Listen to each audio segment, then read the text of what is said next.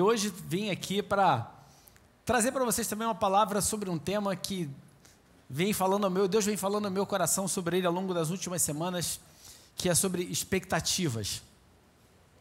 E é curioso que todas as pessoas que eu falei, que eu queria falar sobre expectativas, né, a gente percebe que sempre cada um tem uma visão própria sobre expectativas. Uns acham assim, é legal falar de expectativa, outros falam assim, poxa, talvez não seja tão bom falar de expectativas, porque às vezes você vai pegar alguém que tem uma expectativa frustrada, outro que está com uma esperança, uma expectativa muito grande em alguma coisa. Então, esse é um tema muito, muito sensível. Mas a verdade é que expectativa e fé são coisas que andam muito próximas. Na verdade, quando você tem fé, você tem expectativa que alguma coisa aconteça para você, que alguma coisa aconteça na sua vida. E por isso que eu resolvi fazer uma brincadeira aqui com esse tema, que eu botei ali um alinhando riscado para ampliando as expectativas. E eu vou explicar para vocês um pouco sobre isso, porque é um fato que todo mundo tem expectativas, até quem não crê tem expectativa, nem que seja de morrer, ele tem uma expectativa, não é verdade? Na verdade, o cara assim, eu não creio em nada, mas uma expectativa você tem, que você vai morrer um dia, esse é um fato. E os tipos diferentes de expectativas geram resultados diferentes também. Então, boas expectativas geram o que na gente? Esperança. Expectativas de coisas ruins geram ansiedade, geram preocupação. A verdade é que as expectativas elas podem produzir uma ação ou uma paralisia, dependendo da sua origem e de como você reage a elas. Tem pessoas que uma expectativa de algo ruim literalmente bloqueia ela, e outra que fala assim, eu vou partir para cima, não é verdade? Cada um age de um jeito. Isso mostra que a gente não pode ser alheio a ter expectativas e como lidar com elas. Um dos pontos que me motivou muito a essa conversa da gente hoje foi uma história que eu escutei recentemente, uma história real, não é causo, é um caso real, de uma família que tinha uma pessoa que trabalhava com ela e essa pessoa nunca tinha ido ao circo. E era um sonho da vida dela ir a um circo. Até que um dia a família foi a um circo na cidade, pegaram essa pessoa que trabalhava com eles há muitos anos e ela foi ao circo. E aquilo foi uma realização na vida dela, porque ela sonhava com o circo, ela imaginava o circo. O dia que ela teve a oportunidade de ver o circo, realmente aquele circo superou as expectativas dela, ela ficou assim deslumbrada com aquilo. Bem, passou o tempo e essa família resolveu fazer uma viagem à Disney e pensou assim, cara, seria muito legal se a gente pudesse levar ela com a gente, se ela pudesse passar esse tempo com a gente. Se ela ficou deslumbrada com um circo, como é que ela não vai ficar na Disney? Gente, quando chegou na Disney, ela simplesmente ficou, nada demais, o circo é muito melhor, eu gostei muito mais do circo. Aí pensou, como? Como é que pode alguém que se amarrou no circo e agora chega aqui na Disney, nada demais, não, eu gostei mais do circo.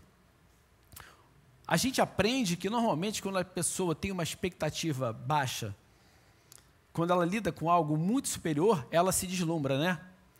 Mas só que tem um problema, é quando você se acostuma tanto a ter expectativas baixas, que a sua perspectiva também se torna baixa.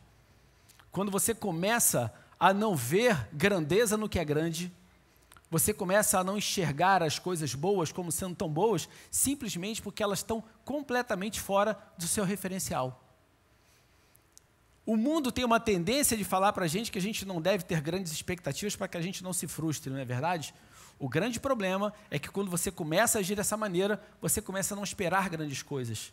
E você começa a baixar o padrão e o nível daquilo que você quer para a sua vida. Você começa a se conformar, ou seja, você começa a se ajustar ao padrão que está sendo apresentado a vocês. Faz sentido isso, gente? Ou seja, às vezes esse mecanismo, esse suposto mecanismo de proteção contra a frustração, se torna, na verdade, em um fator limitante do seu crescimento. Ele se torna um fator limitante de você viver as coisas melhores da sua vida. Então, a grande realidade é que por mais que você se frustre em certas situações, por mais que algumas vezes você esteja esperando algo, aquilo não aconteça, você não pode deixar de sempre estar esperando que o melhor venha acontecer na sua vida. Você não pode nunca deixar de ter aquela visão de Elpis, de que eu tenho a expectativa de que coisas boas vão acontecer para mim. Eu não posso simplesmente, em função de alguma coisa que aconteceu, que fugiu do meu controle, eu simplesmente não esperar coisas boas. Se eu me alinho a algo bom e legal, tudo bem. Mas se eu me alinho a algo que está muito abaixo do padrão, isso é muito complicado. Nós, como filhos de Deus, como cristãos, nós temos que ter uma expectativa de que nós vamos viver como reis e sacerdotes nessa terra. E não se conformar a uma situação de escravidão. Eu creio o seguinte, sabe, que quanto mais a gente se alinha à palavra e às promessas de Deus, mais a gente sobe do patamar, porque a gente está falando de coisas mais altas. É aquela história de você escolher com quem você conversa. Tu vai ter aquela conversa que não serve para nada, a chamada conversa fiada, ou você prefere ter conversas com pessoas que vão acrescentar alguma coisa a você, que vão gerar em você a vontade de fazer alguma coisa maior, vontade de crescer, vontade de se expandir. Eu acredito que nós temos que nos cercar de pessoas que nos levam para cima. E não pessoas que ficam sempre a gente, cara, aí, fica por aí mesmo, rapaz, a gente nasceu aqui nesse lugar mesmo, isso aqui a gente não vai sair disso não. O máximo que a gente vai ter de diversão é circo. O circo, aquele circo perereca mesmo, né? É aquele circo perereca que tem um parquinho de diversão, aquele chamado Tivoli Porco o Tivoli Porco de Irajá, né? Não era o Tivoli Parque da Lagoa, era o Tivoli Porco. Eu morei ali perto de Irajá, lá tinha, não é, Jorge? Tinha lá o Tivoli Porco, lembra disso? O pessoal brincava, chamava de Tivoli Porco, que era um terreno baldio que o pessoal botava lá uns brinquedos, que era uma loucura. Eu não sei nem como é que alguém tinha coragem de deixar um filho brincar naquilo, mas tudo bem, né? O que eu quero falar mais um pouco sobre o seguinte, é que quando a gente alinha as nossas expectativas com as coisas do alto, a gente começa a mudar de patamar, porque a gente deixa de ter expectativa no que a gente vê e começa a ter expectativa naquilo que a gente não vê, mas que é promessa de Deus sobre a nossa vida. O problema dessa história da gente se alinhar com o que os outros falam é que você se coloca no mesmo patamar que ele. Então, se aquela pessoa tem um nível de fé muito baixa, se ela tem um nível de expectativa muito baixa, tem um referencial muito baixo, você se torna igual a ela.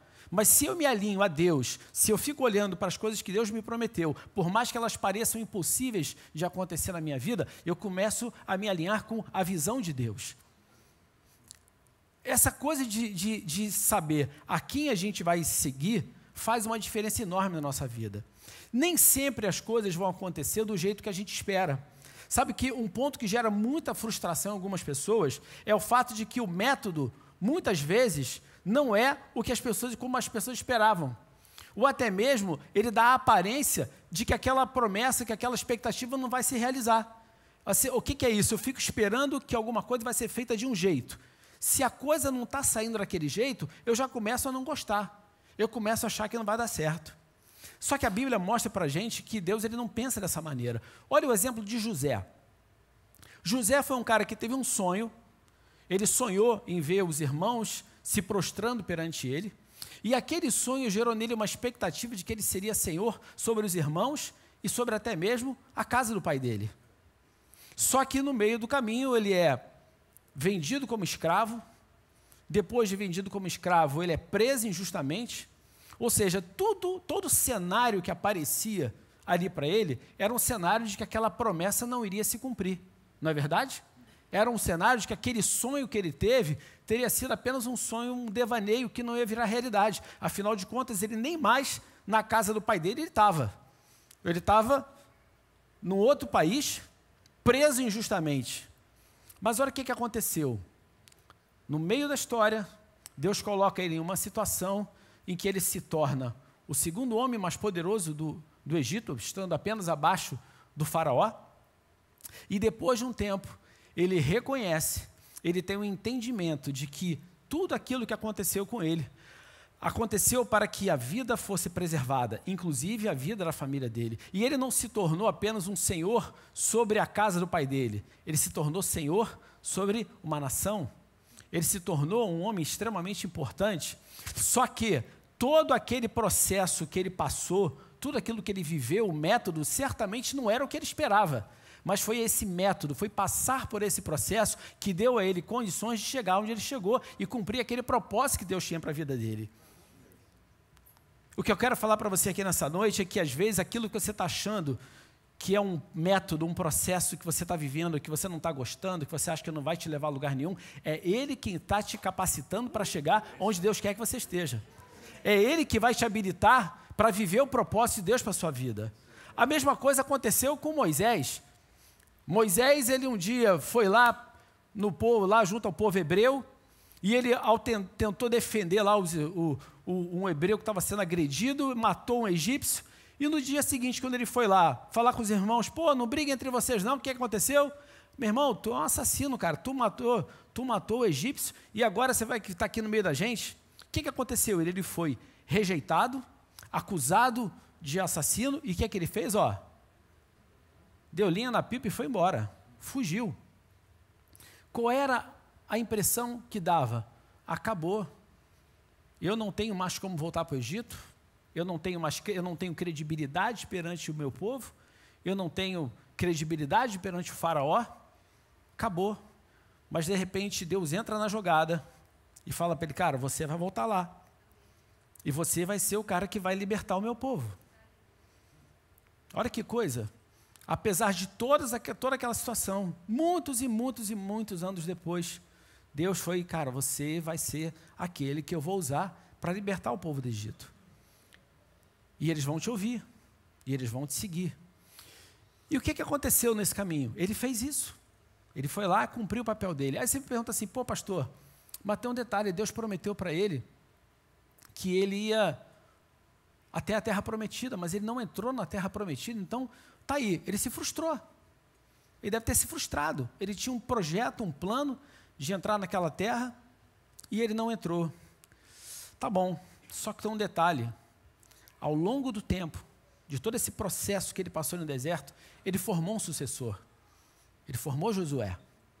A continuidade dele, do chamado dele, foi através da sucessão que ele criou. Ele formou um sucessor. Deus permitiu que ele visse aquela terra, ele não entrou, mas Deus foi fiel a ele. Deus foi fiel a ele porque ele também foi fiel. Ou seja, não é uma questão de expectativa frustrada, é uma questão que o plano de Deus era assim, eu vou te pegar, você vai tirar o povo, depois de um tempo, quando chegar lá, eu vou pegar um cara que você formou, o seu sucessor, e ele vai ser o seu legado. Às vezes a gente não entende que aquilo que a gente pensa que não foi uma realização perfeita, ela foi completa, porque algo aconteceu a partir daquilo que eu vivi. Eu sempre acredito que um líder, o principal legado de um líder são os sucessores que ele forma. Às vezes você fica pensando, como é que eu faço que o meu legado ele continue? Forme sucessores, forme pessoas que vão dar prosseguimento àquilo que você fez, àquilo que você começou. Essa é uma realidade e eu creio muito nisso. Sabe, as frustrações ao longo do caminho, elas não significam que o propósito de Deus não se cumprirá. Às vezes a gente pensa que, poxa, mas a coisa não está acontecendo, isso não significa que não vai se cumprir. Sabe, elas devem ser, na verdade, uma força motivadora para que a gente continue adiante. Elas mostram que ainda temos um caminho a percorrer e por isso devemos continuar perseverando e seguindo adiante. Uma das coisas que Deus mais quer que a gente desenvolva é a perseverança. Eu fico pensando que muitas pessoas não chegam aonde elas poderiam chegar porque elas desistem no meio do caminho. Às vezes elas desistem muito próximo de terminar, porque falta a perseverança. Não pense que Deus ele quer que a gente se comporte como filhinhos mimados que recebem tudo na mão. Ele quer que eu cresça, Ele quer que você cresça, Ele quer que cada um de nós seja capacitado para esses novos patamares de vida. E eu creio, gente, que tudo que a gente está falando hoje, não se trata de alinharmos ou de criar uma expectativa, mas ajustá-las, ampliá-las ao nível de crença inabalável de que o Senhor é bom, que o seu amor dura para sempre e que a sua fidelidade, ela dura por todas as gerações. É isso que o Salmo 105 explica para a gente. Fala de um Deus que ele é fiel, fala de um Deus que é fiel a você por todas as gerações. Não existe na palavra de Deus uma situação onde Deus prometeu e ele não cumpriu. Não existe uma situação onde Deus disse que ia fazer e ele não fez. Então eu quero que você nessa noite traga a sua memória, tire lá do fundo do baú todas as promessas que você recebeu de Deus na sua vida, toda a expectativa que você tem de que alguma coisa boa aconteça na sua vida. Se em algum momento as circunstâncias empurraram isso para baixo, se em algum momento alguma situação difícil empurrou isso para baixo, olha, chegou o momento de você tirar esse entulho e deixar isso vir de novo para aflorar na sua vida. Eu tenho aprendido muito nos últimos anos. E é engraçado que eu vou te dizer uma coisa, talvez o lugar onde você mais aprenda é no lugar da dificuldade. Porque nos lugares de dificuldade, muitas vezes, você revisita coisas que você às vezes deixou de lado, você repensa coisas que você fez, que você faz, e você começa a se tornar muito mais dependente de Deus do que você possa imaginar. Eu acho que uma das coisas que eu tenho mais aprendido nos últimos anos da minha vida é ser dependente de Deus. É entender que muitas vezes a solução que eu necessito não é a solução do jeito que eu espero, mas a solução do jeito que Deus me dá para que Ele seja engrandecido, para que eu aprenda cada vez mais a entender que é Ele quem está cuidando de mim, que é Ele quem está me abençoando, que Ele tem usado pessoas para me abençoar. Isso tem sido um processo importante na minha vida. Sabe, eu, por 3 vezes na minha vida, em situações diferentes, eu recebi uma palavra sobre a minha vida. 3 situações diferentes, 3 pessoas que não se conheciam, falaram para mim o seguinte: você tem uma unção de José sobre a sua vida. Aí eu falei assim, epa, beleza, você é o rei da parada, né? Vou estar lá nas cabeças do negócio. Só que eu entendi que eu tenho passado por todo esse processo ali que José passou. E eu tenho um entendimento que, se eu não passo por isso, eu não me habilito para viver a bênção daquilo ali. Porque às vezes a gente precisa estar capacitado para viver o melhor de Deus para a gente. E é por isso, gente, que a gente não pode baixar as expectativas com relação às promessas de Deus. Sabe por quê? Porque baixar as nossas expectativas com relação às promessas de Deus é o mesmo que duvidar da bondade dEle. Na verdade, a falta de expectativas, eu quero falar para vocês que é um tipo de falta de fé. Porque fé é uma expectativa. Quando o mundo tenta pressionar a gente a não ter expectativas em função do que a gente tem vivido, o que ele está tentando fazer, na verdade, é tirar a nossa fé, é abalar a nossa fé. Olha, eu quero dar mais um exemplo aqui para vocês. A gente fala às vezes sobre, então, Moisés. Será que Deus, ele foi infiel a ele? Não, ele foi fiel a ele. Quando a gente fala, por exemplo, do apóstolo Paulo, o apóstolo Paulo, eu quero compartilhar com vocês aqui uma passagem, que é Filipenses 1, 19 e 21, ele fala o seguinte: porque eu estou certo de que isso mesmo, pela vossa súplica e pela provisão do Espírito, pelo Espírito de Jesus Cristo, me redundará em libertação, segundo a minha ardente expectativa e esperança de que em nada serei envergonhado. Antes, com toda a ousadia, como sempre, também agora será Cristo engrandecido no meu corpo, quer pela vida, quer pela morte, porquanto para mim o viver é Cristo e o morrer é lucro. Olha só, o apóstolo Paulo, quando estava preso, ele acreditava ardentemente que ele ia ser solto. Ele acreditava que ele ia ser liberto. E ele falava assim, eu acredito que as orações que vocês estão fazendo por mim, elas vão dar em resultado. Quantas situações a gente já viu de pessoas que estavam doentes, e a gente viu muita gente orando por elas, a gente viu igrejas orando por essas pessoas, e aquilo ali não se transformou numa cura daquela pessoa. Vocês imaginam, a igreja toda orava pela libertação do apóstolo Paulo, e o apóstolo Paulo não foi solto. Pelo contrário, o apóstolo Paulo foi morto. Aí eu faço uma pergunta para você. Paulo não foi solto. Então a pergunta é, Deus deixou de ser fiel ou desonrou a fé de Paulo? Não.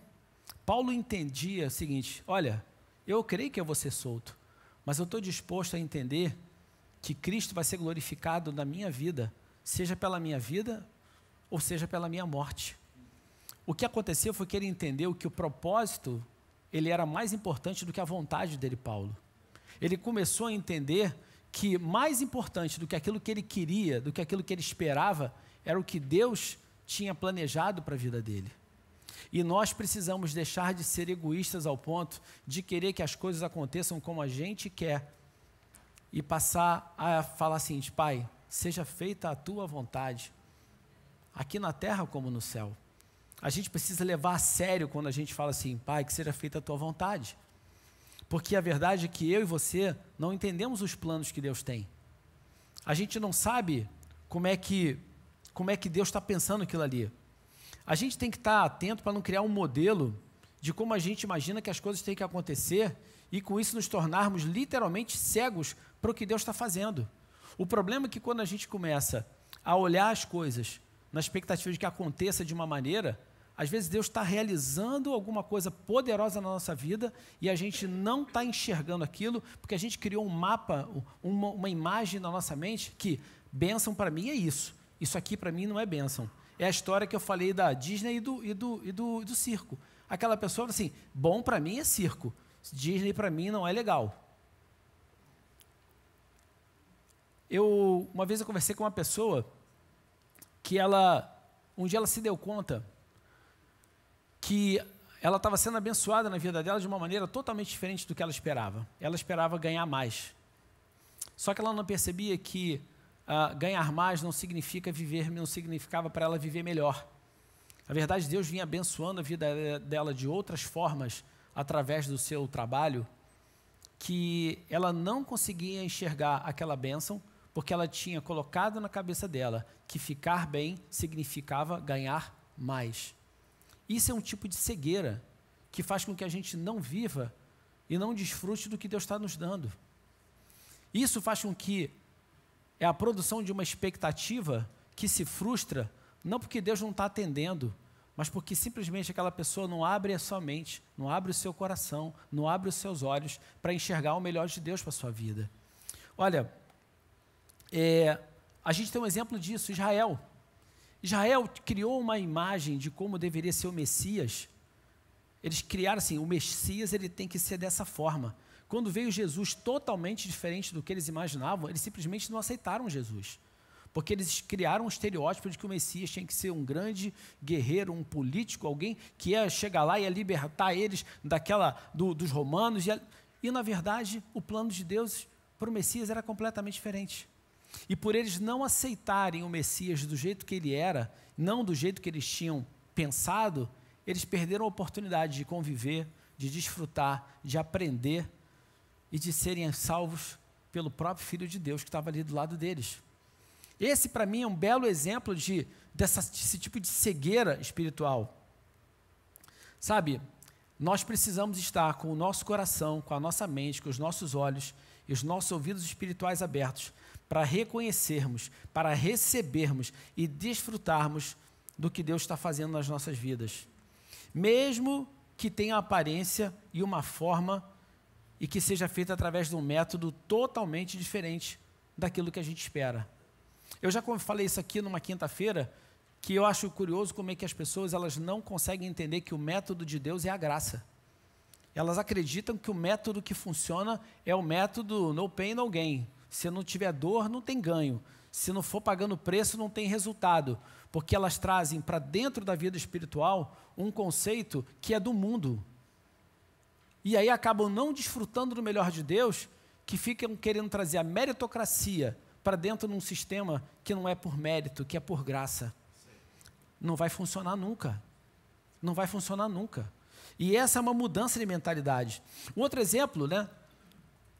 Eu lembro da história do paralítico que estava ali naquele tanque de Betesda, que tinha uma expectativa de ser curado. E o que ele falou assim? Olha, eu sei que quando o anjo de vez em quando vem aqui, ele balança a água, o primeiro a entrar na água vai ser curado, mas eu não consigo entrar na água porque eu não tenho, os outros vão mais rápido do que eu, e eu simplesmente não sou curado. Ele tinha ali um método, que ele acreditava que era o método da cura dele, e de repente ele teve a grande oportunidade de ter Jesus ao lado dele, que chegou e curou ele, de uma maneira totalmente diferente do que ele esperava. Por outro lado, a gente tem um exemplo da mulher do fluxo de sangue, que ela colocou ali no coração dela, assim, ó, se eu apenas tocar nas vestes dele, eu vou ser curada. Aquela fé, ela se encheu de fé no poder de Deus, e ela fez a confissão de fé dela, e Deus honrou a confissão de fé dela. Então, gente, o fato é que a gente não pode se prender a um modelo para poder querer acreditar, como é que eu vou fazer, o que vai dar certo? Aí algumas pessoas perguntam, mas por que então dá certo para uns e não dá certo para outros? Por que uns são abençoados, outros não são? Por que uns recebem e outros não recebem? Na verdade, gente, o ponto é que nem toda expectativa parte do mesmo ponto de vista. E nem toda expectativa tem a mesma perspectiva. Eu vou explicar isso aqui para vocês. Esse é o exemplo de Lázaro. As irmãs de Lázaro, quando viam Jesus, o que elas olhavam nele? Alguém que ia curar Lázaro. Elas olhavam em Jesus, olhavam para Jesus pela perspectiva da cura. Mas quando Jesus olhou Lázaro, ele olhava aquilo pela perspectiva da ressurreição. Ou seja, um estava tendo uma expectativa em Deus, assim, Jesus, se você estivesse aqui, ele não teria morrido. Assim, já era. Você não estava aqui, acabou. Jesus falou, calma que não é isso que eu planejei. Eu vou fazer uma coisa totalmente diferente. A pessoa, Jesus, mas já está fedendo, já está aí, já faz 4 dias. Ele, deixa comigo. Esse é um ponto que você tem que pensar. Às vezes a gente se frustra porque a gente está olhando as coisas a partir do nosso ponto de vista, a partir da nossa perspectiva. Só que, na verdade, a perspectiva que Deus está olhando, ela é totalmente contrária à tua. Às vezes o que Deus ele quer fazer em meio à situação de alguém querido que partiu e que você ficou muito triste porque aquela pessoa partiu, talvez você seja o plano de Deus. Exatamente, cuidar de você, te levantar, te abençoar e te fazer ir para um novo nível na sua vida, apesar daquela perda, talvez esse seja o grande projeto de Deus na sua vida. Eu sempre digo que eu vivi uma situação muito curiosa. Eu perdi meu pai muito cedo. Meu pai morreu, eu tinha 12 anos. E depois de um tempo eu comecei a pensar o seguinte, a pior coisa que me aconteceu na minha vida foi meu pai ter morrido cedo. Mas a melhor coisa que aconteceu na minha vida foi meu pai ter morrido cedo. Porque eu só sou quem eu sou hoje porque eu fui criado sem pai. O fato de eu não ter tido pai, ele foi que me levou a fazer determinadas escolhas na minha vida, a tomar determinadas atitudes na minha vida que me fizeram ser quem eu sou hoje. Eu não sei se eu seria quem eu sou hoje, se eu estaria aqui hoje como eu estou, se eu tivesse tido uma vida diferente. Eu creio plenamente de que Deus ele está no controle de todas as coisas e que Ele permitiu que aquela situação acontecesse, mas Ele em um momento, Ele abriu mão do plano que Ele tinha para a minha vida. E eu tenho certeza que eu não sei o que você está vivendo, eu não sei o que você pode ter passado na sua vida, qual foi a perda ou a dor, a expectativa frustrada, mas eu quero dizer que nada disso vai impedir que o que Deus planejou para a tua vida vire uma realidade. Sabe por quê? Porque o propósito não é seu, o propósito é dele. Você foi criado por Ele, por um propósito dele, sabe? Nessa semana, eu recebi um pequeno trecho de um filme que falava sobre um julgamento. Na verdade, um homem estava processando Deus. Ele queria responsabilizar Deus pelos males da humanidade. Ele queria que Deus fosse processado porque as pessoas boas passavam por coisas ruins. E foi curioso, né, porque um advogado começou a inquirir um pastor. E ele queria saber o seguinte, por que Deus permitia que coisas boas acontecessem a coisas ruins? E aí então o pastor respondeu o seguinte, olha, para saber por que as coisas não acontecem como esperamos, a gente teria que conhecer o que é desconhecido, a mente de Deus. E aí ele disse o seguinte, que às vezes o significado de uma tragédia é difícil de se compreender, mas se alguém tem fé, tudo tem um significado. Aí ele falou o seguinte, olha, eu pedi força a Deus, e Deus permitiu que eu enfrentasse dificuldades para me tornar forte. Eu pedi sabedoria a Deus, e Ele me apresentou problemas para eu resolver. Eu pedi coragem, e Deus permitiu que eu me visse diante de perigos para superar. Eu pedi amor, e Deus me deu pessoas com problemas para ajudar. E ele falou o seguinte, as minhas orações foram atendidas. A verdade é que às vezes a gente fala assim, Senhor, eu quero que você me faça um homem forte. Tá, você acha que a força ela veio vir assim como do nada. Se você quer ficar forte, você tem que fazer exercícios. Se você quiser ficar forte emocionalmente, você tem que aprender a lidar com situações difíceis. Se você quiser ser forte para enfrentar desafios, você precisa ser preparado para isso. Se você quiser ter coragem, você tem que enfrentar o medo. O ponto é que Deus, o processo que Ele usa, é Ele que nos forma e nos capacita para viver o que Ele tem planejado para nós. Provérbios 16:1 fala, é da natureza do homem fazer planos, mas a resposta certa, ela vem do Senhor. Sabe, Deus, Ele tem prazer em atender os desejos do nosso coração, mas o compromisso dele, gente, é com a palavra dele. Deus ama atender o desejo do nosso coração, mas se o desejo do nosso coração, ele é completamente desalinhado com a palavra dele, ele está completamente desalinhado com aquilo que ele quer para nós, a fidelidade dele é com relação à palavra dele. Se tem uma coisa que você precisa ajustar de expectativas na sua vida, é verificar se aquilo que você está esperando está de acordo com a palavra de Deus. Se você fala assim, Senhor, eu quero muito casar com aquele homem que é marido daquela mulher. Senhor, eu quero muito casar com aquela mulher que é o esposo daquele homem. Você acha que Deus vai querer satisfazer o desejo do seu coração? Acho que não, né? Na verdade, gente, eu quero hoje encorajar cada um de vocês, independentemente do que vocês estão sentindo ou vivendo, a ter essa expectativa como Elpis, essa expectativa de que as coisas boas vão acontecer na sua vida. Mas também quero desafiar você a não vincular as expectativas a uma forma, a um modelo de como isso vai acontecer. Senhor, para ser abençoado tem que ser desse jeito. Tem que acontecer assim, tem que começar no dia tal, terminar no dia tal, às tantas horas. Cara, abre mão disso e fala assim, Pai, eu confio em você, que você vai me abençoar no tempo certo, na hora certa e da forma certa. Esse é um processo de confiança em Deus. Comece a entregar mais a sua vida na mão dele. Sabe, Isaías 49:23 fala o seguinte, na parte B do versículo, então você saberá que eu sou o Senhor, quem confia em mim jamais será envergonhado. Se você confia em Deus, se você deposita nele a expectativa na sua vida, quero falar, você jamais vai ser envergonhado. Cara, não aceite essas sugestões do mundo de criar uma expectativa como alternativa para não se frustrar. Cara, a falta de expectativa, como eu falei para vocês, ela é uma forma de falta de fé.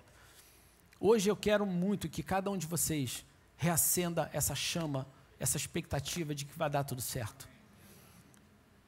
Eu tenho o meu coração tem queimado com essa coisa da gente não desistir, da gente não achar que a dificuldade, que os problemas vão impedir a gente de viver o melhor de Deus. Sabe, eu estava nesse papo, né, preparando essa palavra, e eu lembrei de uma situação que, quantas vezes na época da escola, vou falar isso aqui para os rapazes, né, a gente fez aquele caminho mais longo só para poder acompanhar uma garota da escola. Quem fez isso aí? Né? Pegou o ônibus que demorava mais, né? Simplesmente porque você queria passar um tempo com alguém que você queria ter por perto o tempo todo. Quantas vezes a gente pega uma pessoa que a gente acredita que vai ser importante, uma referência na vida da gente, e a gente resolve dedicar um tempo que a gente quer aprender com ela, quer escutar com ela. Eu quero convidar você a passar mais tempo com seu pai, Aproveita esse tempo de estrada, de caminhada que você está tendo, para falar assim, pai, o que você quer me ensinar com isso? Pai, o que você quer que eu faça nessas situações? Pai, como é que eu devo agir nessa situação? Aproveite cada momento para você estar cada vez mais próximo do Pai. E você vai começar a ver que você vai deixar de se frustrar, porque você vai cada vez mais ouvir a voz da direção dele, através do Espírito Santo, te dizendo, meu filho, vai por aqui, vai por ali, faça isso, não faça aquilo. Você vai estar sendo guiado, porque a palavra de Deus diz que aqueles que são verdadeiramente filhos de Deus, eles são guiados pelo Espírito de Deus. E você precisa ter intimidade para ouvir essa voz. Aproveite esse caminho para crescer em sabedoria, em perseverança, em intimidade com o Pai, para aprender mais dele, sobre ele e para que ele tem te chamado. Sabe, ontem, o Fragari falou sobre, no domingo, o Fragari falou sobre um autor e palestrante que eu também acompanho muito ele. E eu botei esse slide aqui porque ele faz esse círculo, na verdade ele chama de círculo dourado. Eu botei azulzinho por causa da projeção, mas é um círculo dourado. Onde ele fala sobre o porquê, né? Fala sobre o que, sobre o como e sobre o que. Ele parte do princípio seguinte, olha, o porquê é o propósito, é o motivo pelo qual eu faço alguma coisa. Depois disso vem a maneira através da qual aquilo vai ser feito. E o que sai de resultado disso, o que, é uma consequência disso.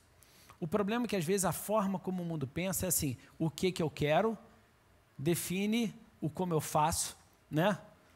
E você não começa pelo seu porquê, pela motivação que você tem. Isso mostra, na verdade, esse processo, fala que o propósito fala do resultado esperado, o propósito define o como e o que acontece como resultado final, como uma consequência. Esse cara fala que quando você contrata uma pessoa simplesmente porque ela precisa de um trabalho, ela só vai pensar no seu dinheiro. Mas quando você contrata uma pessoa porque ela se associa, porque ela acredita na sua causa, ela vai se dedicar sangue, suor e lágrimas àquilo que ela está fazendo com você. Quando você contrata alguém em função do porquê ela quer se juntar a você, é completamente diferente quando ela se junta a você em função daquilo que ela precisa em termos de grana. Ou seja, quando a gente pensa no reino de Deus, a gente se junta a uma causa, que é o reino de Deus. Quando a gente está fazendo as coisas para Deus, a gente está fazendo coisas que têm um alinhamento com a vontade dEle. Esse é o nosso grande propósito. O como é o que capacita a gente no meio desse caminho. Olha, o que a gente passa ao longo desse processo todo é o processo de transformação.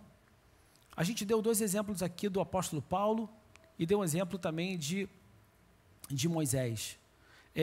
Paulo, na verdade, para poder virar Paulo, de Saulo e virar Paulo, ele passou por todo aquele processo.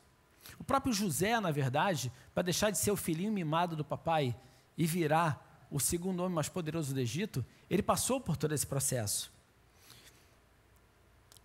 O reino de Deus, gente, é a nossa causa. E eu queria compartilhar com vocês aqui também Romanos 8, 15 até o 17, fala o seguinte: a vida da ressurreição que vocês receberam de Deus não é vazia. Nela há uma constante expectativa de aventura que sempre pergunta para Deus: e agora, Pai, o que a gente vai fazer? Como as crianças fazem, o Espírito de Deus entra em contato com o nosso espírito e confirma a nossa identidade. Sabemos quem Ele é, sabemos quem somos, pai e filhos. Sabemos também que vamos receber o que está por vir, uma herança inacreditável. Iremos passar pelo que Cristo passou. Se enfrentarmos momentos difíceis com Ele, então é certo que com Ele passaremos momentos inesquecíveis. Gente, essa palavra fala o seguinte: você está no meio de uma situação, fala assim, pai, e aí? Qual é a próxima? O que é que a gente vai viver junto? O que é que a gente vai passar junto? Cada momento que você está vivendo ali, você vai passar momentos inesquecíveis na presença do Pai. Quando a gente coloca em primeiro lugar o reino de Deus e a sua justiça, a gente está reconhecendo o governo de Deus sobre nós e nos posicionando como filhos que possuem uma herança e promessas como garantia de uma vida abençoada. Ao contrário de certas pessoas que não cumprem o que prometem, Deus cumpre as promessas dele. Deus, ele é fiel a cada um de nós. Sabe, ao invés da gente se ocupar com pensamentos de sofrimento, do porquê não, por que aconteceu isso comigo, por que essa coisa deu errado, por que não foi do jeito que eu queria, o que houve? A nossa mente, ela deve ser inundada com pensamentos de Deus a nosso respeito. A gente precisa começar a mudar os pensamentos de perda, de derrota, que tentam colocar na nossa mente em função das coisas não acontecerem como a gente quer, do jeito que a gente quer, e substituir por pensamentos de Deus.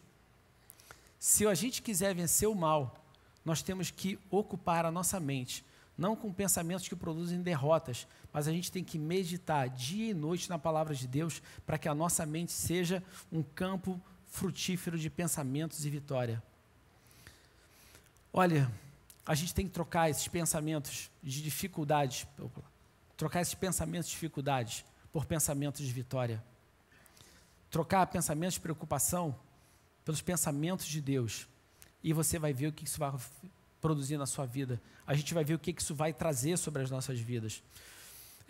Romanos 11:13 fala o seguinte: não se deixem esgotar, mantenham-se animados e dispostos, sejam servos vigilantes do Senhor, com uma expectativa alegre.